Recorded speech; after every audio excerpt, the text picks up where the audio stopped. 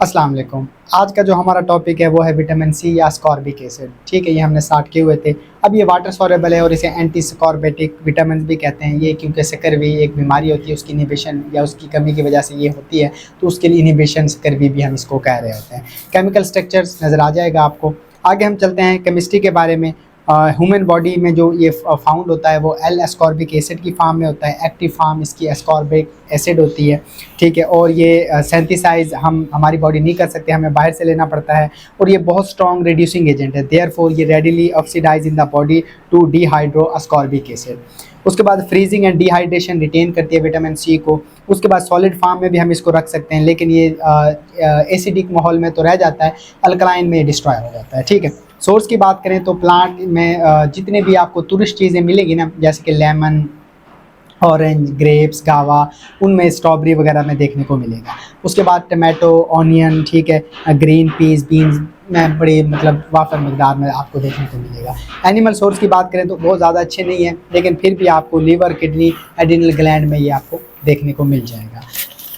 आगे चलते हैं फंक्शन की तरफ। तो सबसे पहले इसका है कि जो इंट्रासेलुलर सब्सटेंस होता है ना, जिसमें हमारा ये क्या कहते हैं, फिब्रोब्लास्ट होता है, ओस्टियोब्लास्ट होता है, कोलेजन फाइबर्स होते हैं, म्यूकोपॉलीसेकेराइड्स होता है, ओस्टियाइड टिश्यू कोलेजन होता है, इनकी फार्मेशन में इसका एक बड़ा अहम किरदार होता है। ठीक है, उसके बाद आता है वूंड रिपेयरिंग में भी बड़ा अहम किरदार अदा करता है, क्योंकि ये कनेक्टिव टिश्यू की फार्मेशन में अहम किरदार अदा करता है। तो वूंड जब हील करता है ना, तो कनेक्टिव टिश्यू बन रहा होता है, तो उसकी हीलिंग क्या हो जाती है, बड़ी फास्ट हो जाती है। उसके बाद हेमेटोपोइसिस में भी इसका अहम किरदार होता है, क्योंकि हमने देखा है कि शक्कर वे में अनीमिया की कंडीशन हमें देखने को मिलती है, तो उसके पीछे जाएं तो हमें देखने को मिलता है कि विटामिन सी की भी कमी हुई पड़ी है।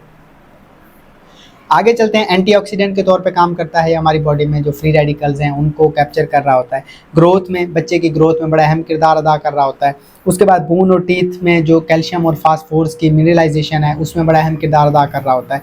उसके बाद synthesis of the protein matrix में भी बड़ा अहम किरदार अदा कर रहा होता है। ये हमारे कोलेजन फाइबर बनाता है और बहुत सारे हमारे जो अमाइनो एसिड्स हैं ना, वो बना रहा होता है, जिस तरह हमारे मतलब फिनाइल एलानिन और टायरोसिन वगैरह ये बना रहा होता है। ठीक है, ऑक्सीडेशन और रिडक्शन की बात करें तो इसमें भी ये इन्वॉल्व होता है। आयरन की अब्जॉर्शन में भी इन्वॉल्व होता है। आयरन बेसिकली हम जो लेते हैं ना, वो Fa+3 होता है, मतलब उसको रिड्यूस करके ये Fe+2 में कन्वर्ट कर रहा होता है, जिससे ये उसकी इंटेस्टाइन में अब्जॉर्शन भी बढ़ जाती है और उसकी यूटिलाइजेशन भी हमारे बढ़ जाती है। हमें पता है कि आयरन हमारे हीमोग्लोबिन में बड़ा अहम किरदार अदा कर रहा होता है।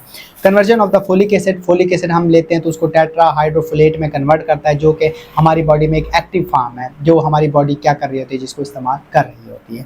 उसके बाद स्ट्रेस में, मतलब फीवर और इसमें इन्फेक्शन में विटामिन सी लॉस होता है, तो इस टेस्ट में भी हेल्प आउट कर रहा होता है। एक्ट एज अ कोएंजाइम काम कर रहा होता है और डिटॉक्सिफिकेशन में भी काम करता है। अक्सर मतलब पॉइजनस चीज़ें हैं उनकी ये डिटॉक्सीफाई कर रहा होता है, और इन्फेक्शन वगैरह में हम स्ट्रेस में होते हैं तो उसमें बड़ा हेल्प आउट कर रहा होता है। अच्छा, ये सारी चीज़ें थी इसके फंक्शंस में।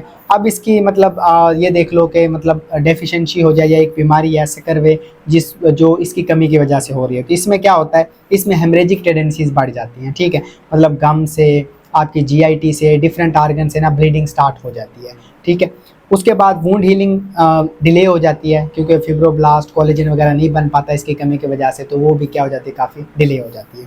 टीथ एंड गम चेंजेस की बात करें तो निक्रोटिक चेंजेस होते हैं, स्पॉन्जी, स्वॉलन, पर्पिश गम, रेडनेस, अल्सरेशन और ब्लीडिंग टेंडेंसीज आपकी बढ़ जाती हैं।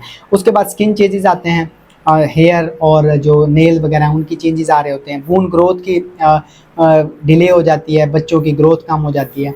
और जीआईटी की बात करें तो हेमटमेसिस होने लग जाती है, मतलब आपको उल्टी के साथ ब्लड आने लग जाएगा। नर्वस सिस्टम में हम देखेंगे तो जो न्यूरोमस्कुलर जंक्शन हैं उनकी कोऑर्डिनेशन में प्रॉब्लम्स आएगी। नॉन स्पेसिफिक सिम्टम्स की बात करें तो weakness, irritability, anoxia, weight loss, restlessness, drowsiness और एक्साइटेबिलिटी आपको देखने को मिलती है। टॉक्सिसिटी वैसे तो नहीं मिलती क्योंकि वाटर सोलेबल, लेकिन फिर भी किसी कंडीशन में अगर ज़्यादा हो जाए तो बस ये है कि जो एरिथ्रोसाइट है ना, वो प्रीमेच्योरली उनके रैप्चर होना शुरू हो जाएंगे। उसके बाद एस्कॉर्बेट यूरिन में फॉल्स पॉजिटिव स्टार्ट करवा देगा, और फार्मेशन स्टोन वगैरह बनने के चांसेस क्या होंगे, काफ़ी ज़्यादा होंगे। ठीक है, आज का ये हमारा टॉपिक था।